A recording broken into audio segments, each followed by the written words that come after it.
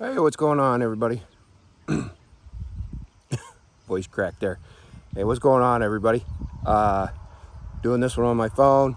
Gonna ask y'all to bear with me because we're right by the road. But a couple of newcomers asked for a video of walk around to the truck. Traffic going by. Bear with me here. So I figured I'd do a walk around truck and trailer and maybe give you some insight into some of the stuff that's been done slash how it's equipped, I guess is the best way to put that. So we'll just get right into it. Got the dude there sneaking around the other side where he's not supposed to be, out by the road. Hey! Hey! Go over here. Alright. I try to keep him this side. So, but anyway, Bella, 2007, Peterbilt 379, 600 Cummins. It's a 1998 year engine, 600 Cummins, 18 speed, 336 rears. As you can see, the Dynasis APU. Not super pleased with that thing. It's been a giant pain in my butt, and all of a sudden I have a fuel leak that I think is coming from a return line there, so I gotta get that fixed. It's not gonna happen this weekend, but next time I'm home. Themed after a 1956 Bel Air. The 1953 is the year my dad was born. If you missed that video, you can go back and check it out. That's when my dad passed away last year, so I chose my own number that year, so that's the year I chose. This deal here, of course, is the AC condenser for the APU. The guy that put it on told me that it would work better. The AC would work better in extremely hot climates if the condenser was on the back of the cab, because I wanted to put it on the chassis, the APU chassis. And a little bit of discussion, I decided to let him go ahead and put it on the back, and then one of his guys promptly mounted it over top of the Bel Air. So that's why I got the extra 3 bolts up there. That was kind of pre-YouTube days. I was just starting my channel back then. I didn't video none of that, I don't think. I honestly don't remember, to tell you the truth. She's extremely dirty today also. We ran in rain on the way home the other day, so I say she's dirty. Everybody says you can't tell when she's dirty, but if you look at that pipe right there, you can tell she's dirty. So, leased outlaw transportation. They're friends of friends. Just met them a couple months ago while I was taking my time off, and good people. So, figured I'd lease onto them. I used to have my own authority. 08, 09, 2010, I had my own authority. I may get back to it. I kind of have to discuss it with them a little bit, because I obviously just started with them. I don't want to just, jump ship, and it's a process to get your authority reactivated. I have to get insurance, and I have to get a consortium, which is where I would do my urine analyses and stuff. So anyway, getting away from the truck. I ramble because I'm a truck driver. My mind's going a million miles an hour all the time. So it's a little windy out here today, so if you're getting the wind noise, I apologize. But back to the truck. 7-inch exhaust the whole way back. It used to be straight, but when I started taking my broke dog with me, I put a resonator on it down there. I had it put on. I don't do much work on the truck myself. I could. I have the knowledge. I just choose not to. So it's still got a pretty deep grumble to it, but it's not as loud as it was. Those are 7-inch miter cut, as you can tell. It's the Chrome Shop Mafia's brand. You can actually see right here their logo in it. They call it the Vendetta exhaust. Everybody, when I do videos from inside the truck, they want to talk about these mirrors here. There's 2 reasons why I run these mirrors. They call them aero mirrors, A-E-R-O. But because they have this lip, like a Freightliner mirror, unfortunately, you don't get the spray up them. When I bought Bella, she had the typical 379 mirrors, and I would get spray up my mirrors and then I couldn't see. So I bought these. These are not cheap. They go for about $7.50 a piece. They are power, heat. Both mirrors are heated. Top mirrors power, of course. And you can see out of them very well. I also have them pushed forward parallel with the cab pretty much, so you can see much wider than if they're this bar, just like on any other Peterbilt. You can pull it back. Well, when you pull it back, you get closer to the truck, you can't see as much. So that's that. 7-inch round lights. As you can see, I got LEDs. And there goes my buddy Larry. He was just over there getting the plate off his bike because he just bought a new bike. And we got more traffic coming. 7-inch round headlights. These are stainless steel housings. Let me get the camera right. Stainless steel housings. I have Maxima LEDs in them. These headlights have been in here for probably 5 years, and I've never had an issue with these LEDs. I originally tried sticking with the glass to stick with the theme, but once you have LEDs, you never want to go back. Now, before everybody starts making comments, the only way to adjust this particular light, if you look at this, there's no adjustment in it. The only way is the bolt in the bottom of it, and you rotate it on this socket right here. So I have these adjusted down low enough they don't blind people. And that's the biggest problem with big trucks and LEDs, is the headlights are adjusted so high that it blinds people. I don't do that. Not trying to blind anybody, I just need to be able to see at night. And that white light that comes out of an LED is crisp. So anyway, 20-inch bumper. As you can see, I put the parking lights in the bumper. We've had several iterations of this over the years. I used to have what they call a JJ bar right here that had dual ovals in it. Just have a whole lot of issues with that, and my bumper's a little bit tweaked. I have tweaked it a couple times, straightened it back out, and I haven't straightened it from the last time I tweaked it when I was still working. But these lights right here, I really like these lights. I didn't know it when I bought them, but these 3 center ones light up bright, and then the rest of these are dim until you turn them on. They're basically trailer tail lights or trailer lights.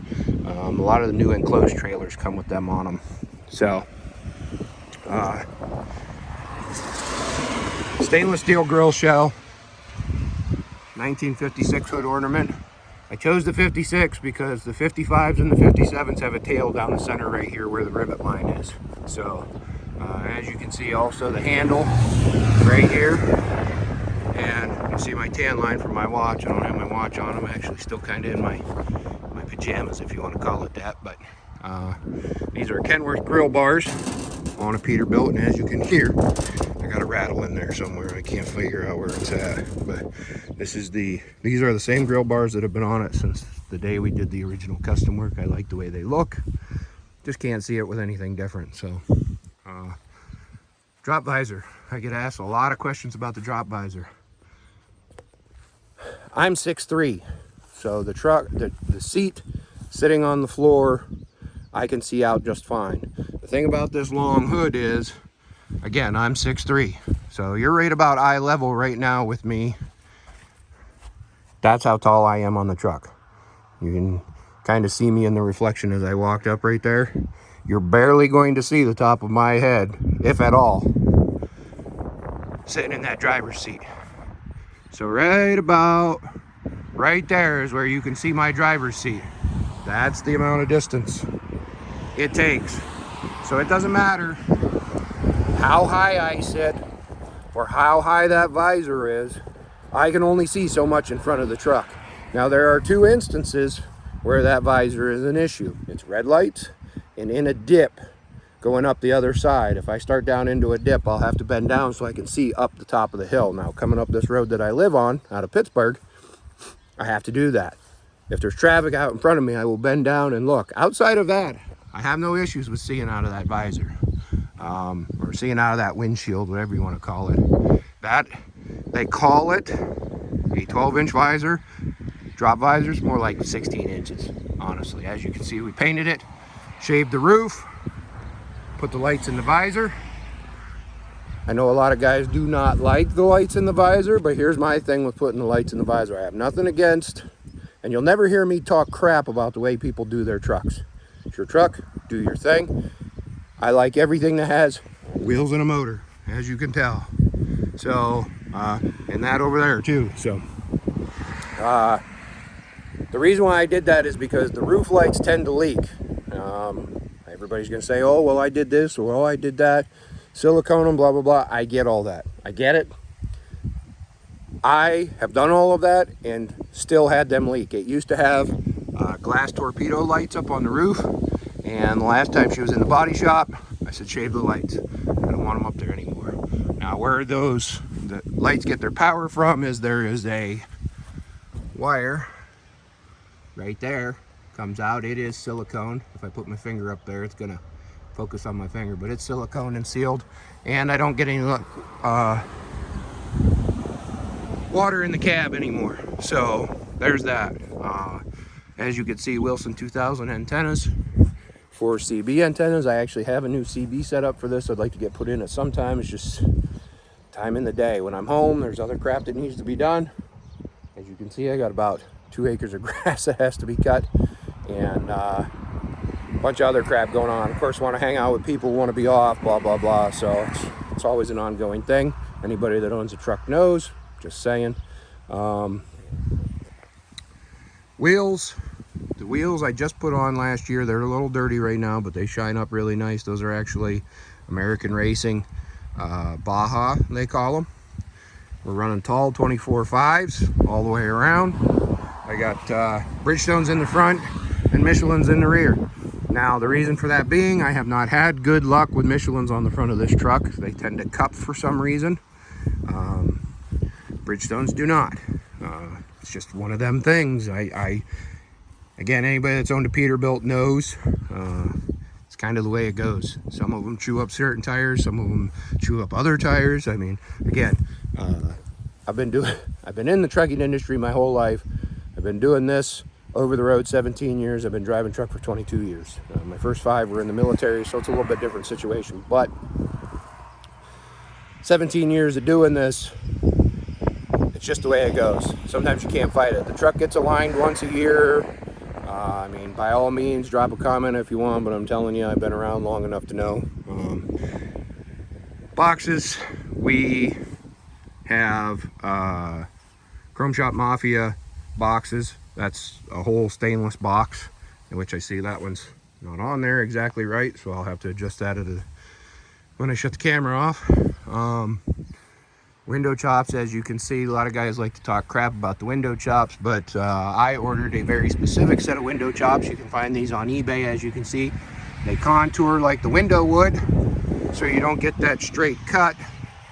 Now, when we did these, I had the body guy cut them off right here, so you still kind of get that little bit of round look there. But I like them. I like having them.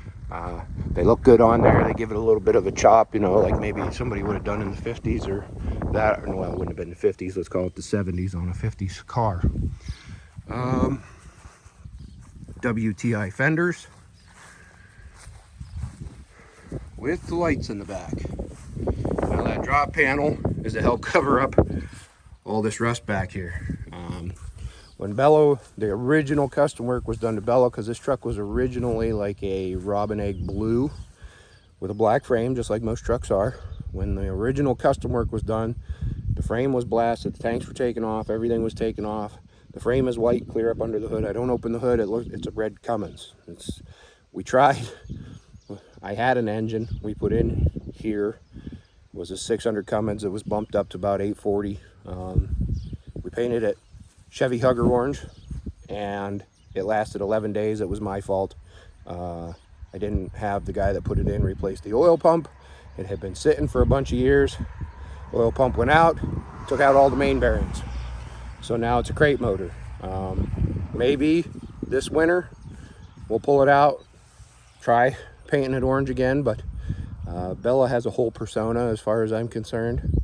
I've been asked recently if I would sell this truck. I would never sell this truck. This truck is I don't know. like a kid to me, I guess, maybe. I don't know. I can't even say that because her and I fight all the time. But anyway, long story short, the engine's just red. So, I mean, I could roll the hood over in a later video and show you if you want to see it, but it's nothing special. We got the train horns down there. They're just on a pull cord. I don't have the typical lever flip for the train horns. They're on a cord hanging right there. Like I said, 336 rears, tall 24.5. Michelin XDN2s. They're actually really hard to get right now, last time I knew, but all of these lights are backup lights. I think I have one out. I think the center one is out right now, but I put the longer panel on there to cover up some of that ugly rust on the frame. And to be honest with you guys, all this time I was off, I could have had that done. I forgot, totally forgot. I worked my butt off for about 6 years to get this truck paid for, and when it was paid for, with everything else that had gone on in the world, between, you know, everything that had gone on, losing my dad, what have you, I just took some time off, and I didn't spend much time with this truck at all. She was pissed, by the way, when that happened. I actually went through a bunch of crap, which you may see in upcoming videos when I catch you all up on what's going on, but the whole move back up here and everything. Watching my dog. Get over here!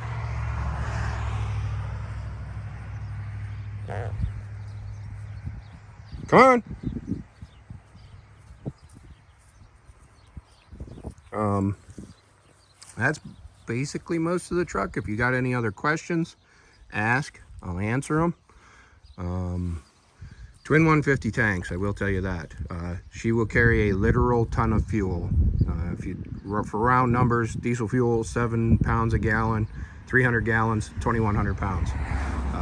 I run pretty much half a tank. I only ever fill my driver's side tank just for that reason, because with the step deck or with the flatbed, I have to stay light enough, because I usually want you to haul quite a bit of weight. In the last video where I talked about this thing, I said it was a 22. I'm pretty sure it's a 21. I just looked at the tag a little bit ago.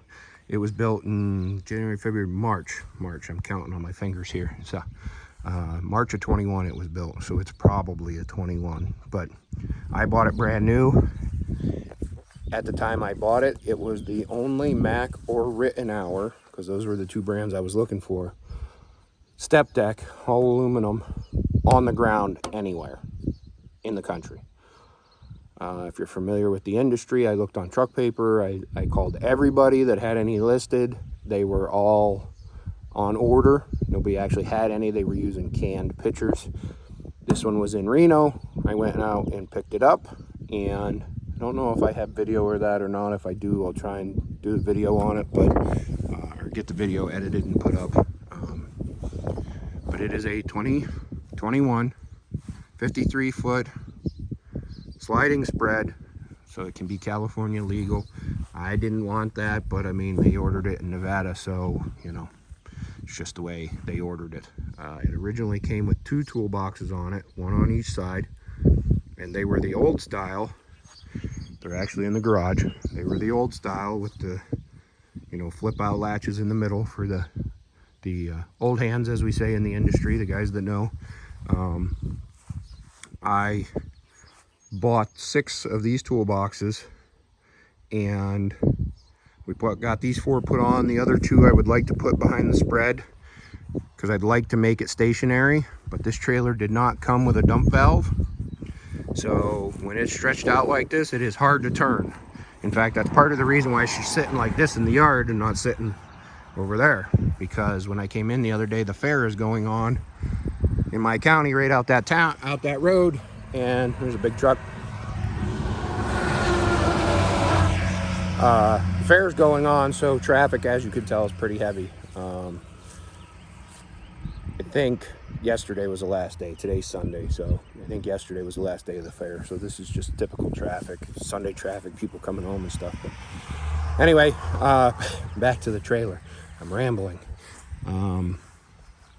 We put these boxes on.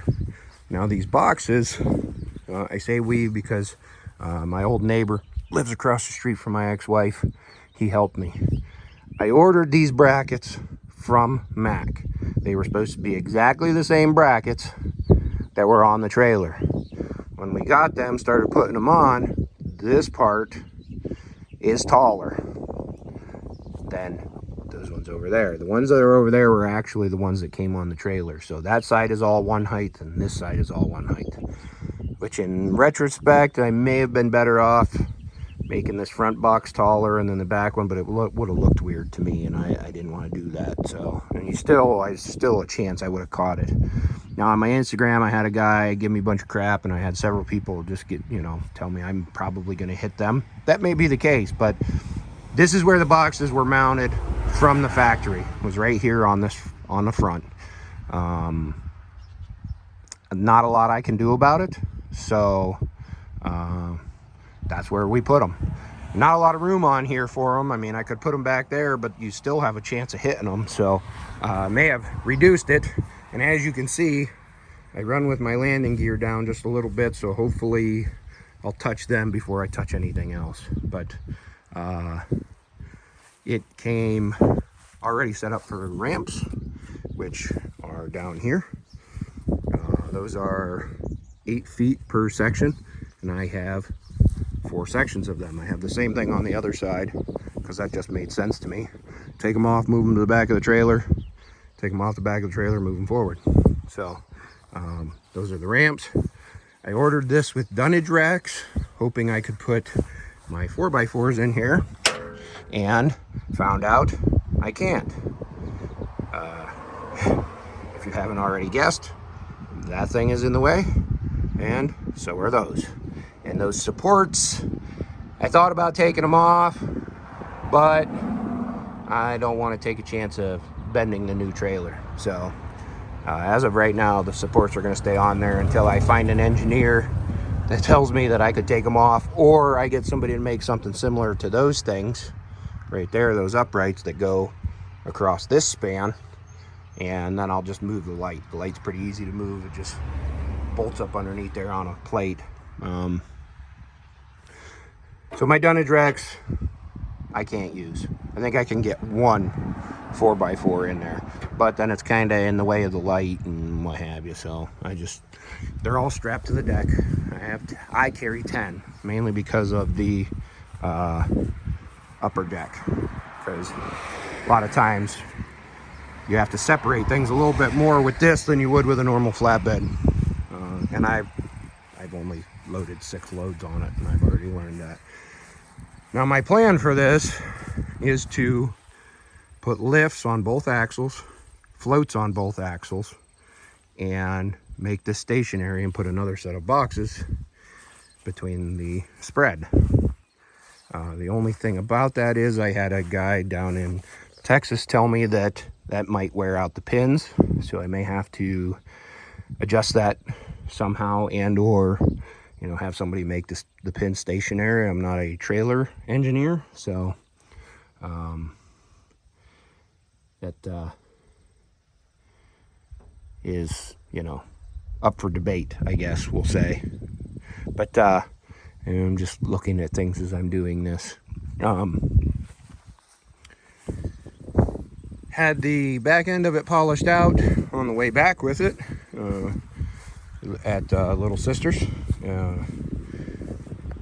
Shine a truck, great job. They do super great polishing work out there, so I stopped and had them do it. As you can see, it's got a spot for the ramps here also, and I changed out all these back lights, put the stainless surrounds on them, because of course they were rubber, like that one right there. They had rubber on them, and changed them all to stainless. And then recently that center one popped out, was grounding out, killing my tail lights, so I pulled them all out, took the screws out, and put pop rivets in them, so they're all riveted on now. The only other real thing I've done now, I got winch tracks on both sides. I took took all the winches off the other side. I moved some of them over here to this side, so I got enough up there if I need them. I got enough down here if I need them. beyond this front axle, there is winch tracks, but they're kind of a pain in the butt to use because you got to watch if I'm going to have to slide the axle or whatever, they have to come out of there. So I don't leave winches back there because I found out the hard way. Well, I'll show you. I had this axle slid back, not paying attention or not realizing there was winches in this track right here, and we put a groove in the top of the mud flap holder and kind of tweaked it a little bit. I'll probably pull this back at some point. What you doing, dude? You need to be on the other side of the truck. I'll probably push this back forward at some point. I tried doing it the other day, and I'm gonna have to have a pry bar or something to do it. But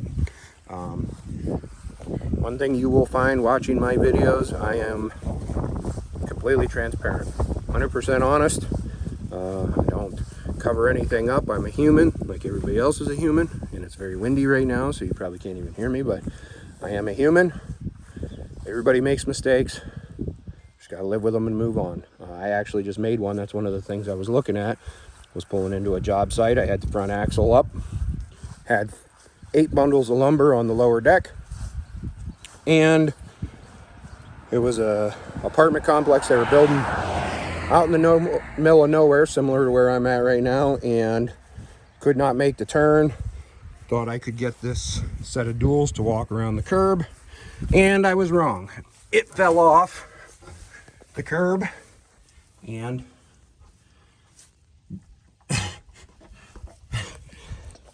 Charles is licking me. I'm all right. It's okay. Fell off the curb, and it pinched this rod, and as you can see, bent this trailing arm a little bit. I'm sure it's, whoop, there you go. Now you can see it, as opposed to that one over there. I'm sure it was inevitable, but still pisses me off. Not a lot I can do about it. When I got stuck, tried backing up, it pulled that ear you're looking at right there behind my finger right off of the slack adjuster, and there we sat. It also tore the sidewall out of this tire, bent this wheel, and when I had it fixed, I had 8 new tires, or 4 new tires put on this side. Of course, a new wheel. This is actually the new wheel because the mechanic thought I wanted the new one on the outside, even though I have mine polished. It is what it is. At some point I'll get it flipped back around, but he's gonna lay in the shade. He always finds the shade about this time of the day. Like I said, I'm transparent. I'm 100% honest. Don't ask a question you don't want to know the answer to. But yeah, so I made a mistake. I paid for it. Was putting 4 tires on the wheel and a new slack adjuster. I had about $2,200 in it. So if you're wondering, it cost me stupid, there you have it. These toolboxes, like I said, are the same as the other ones, outside of the fact that this gap is a little bit less. As you can see, the holes are smaller there. I don't know why. I can't figure out why it's like that. Why I got the other ones are so much longer. I thought maybe because they were for a flatbed versus a step deck. But I don't know. Or maybe they're for 12-inch boxes, and but these are 18-inch boxes, but they're supposed to be for 18-inch boxes. That's when I ordered them from Mac. That's what they're supposed to be for. Now, all these boxes are pretty much, they're just boxes. I haven't done anything special to them, except for this one right here that I have unlocked. I pre-unlocked it so that I could open it and show you. As you can see, I have brand new binders, brand new chain binders. When I was having that taillight issue, I bought a new cord because I thought maybe it was my cord. I got a couple free binders here. I used them the other day, but the only thing I've done in here is I put a chain rack in here. I know some of you that have been trucking for a long time might think, why? Well, it keeps all the hooks up out of the way, and got to make sure he doesn't take off on me. He's crossed the road over there to see them dogs before. I think we're good. Hey, stay. Anyway, sorry about that. I'm not editing this video, so you're getting it all raw and the way it was recorded on my phone. So anyway, that keeps the hooks up out of the way, and then I can just throw the rest of the chains laying in here. I'm not fighting to try and find hooks. Also, these boxes, as I'm sure all of you noticed already, are cam lock boxes, which is why I wanted them. They, as you can see, latch really well, stay closed really well. The old style with the recessed latches in them, you gotta adjust them. They're kind of a pain in the butt, and they get water in them because the door comes out and over the edge, as opposed to being recessed like this is and having this seal in them. So these boxes are super waterproof, as you can hear the water coming out of that. And the fact they all do that, not the water, the air, I mean, squeezing the air out. That's about it. As I see the timer on the screen, oh yeah, real quick, 6-inch drop panels. And I put the lights in it myself, myself. The air cleaner lights I bought blanks and then put these lights in. Just kind of, I used to run this style of light down here, so you couldn't really see them, and then I decided I wanted to be able to see all my lights, you know, even during the day, what have you, kind of a little bit of an old school look. The only other thing is billet steering wheel. Somebody asked me about that. It is metal. It will sing if you hit it.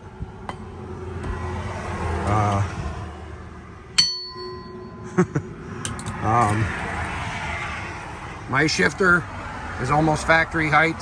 It's only, I think, 3 inches taller. Might even be 2. It's a 31 inch.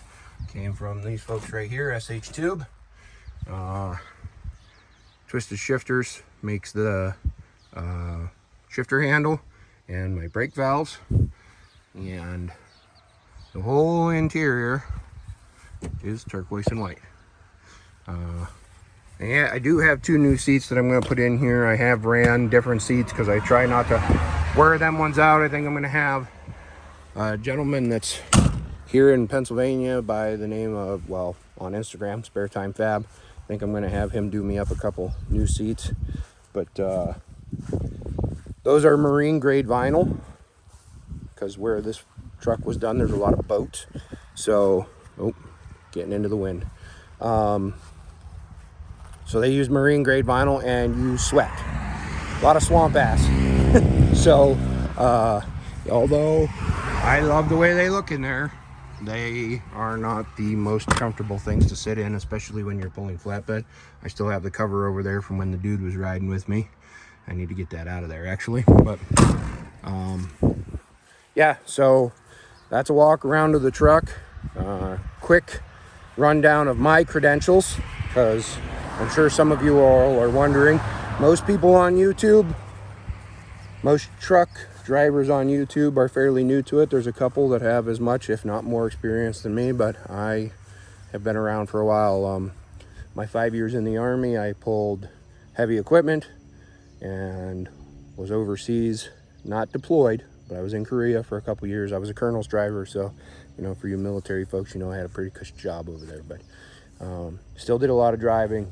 I, of course, being a truck driver in a medical unit, I was the driver. I did a lot of the ammo hauling, what have you. Since I've been out, I've done mostly van work. If you know me, you've been watching the channel, you know, for the last 6 years I pulled liquid tank, which liquid tank is a whole nother animal unto itself. This is a lot of work. I got into flatbed because of Last Dollar Inc. and him giving me an opportunity to lease onto him. The deal with that is it was a difference of opinion, and we're good. We just parted on, you know, I'm gonna do my thing, and that was it. So super great guy to work for, and I made good money working for him. He's a great businessman. That's part of my problem. I can drive the shit out of a truck, but I'm a bad businessman. I'm not real good at business. I'm too nice. It's just the way it is. But anyway, that all being said, That's the walk around to the truck and trailer, and we'll be back on the road Monday. I'm gonna get the GoPros out right now, and I'm going to go get some footage I have on them edited from, I think it's October, and the $1 Million Highway, I think it's 555 is the number, maybe it's 550, Route 550 in Colorado. One of, if not the, I'm gonna say the scariest road I have ever been on. Sheer cliffs on both sides, well, not both sides, sheer cliffs different times on both sides, tight corners. It was crazy, and I just never edited the footage, and it's still on the GoPros. So I'm going to get that out, try and get that edited, and get it put up probably after this video, because this video is probably going to go live tomorrow, Monday, and get you all back in the truck. I know everybody's been wondering where I've been, what I have been. I appreciate everybody that's reached out and stuff. I just took some time off. Between the midlife crisis of being 40, I know I say that jokingly, but and the busting my butt for 7 years, I just wanted to take some time off, and I had the ability to do that, so I did. Now we're back after it. So hopefully you all will like and subscribe if you have not already, and keep a shiny side up, and we'll see you in the next one.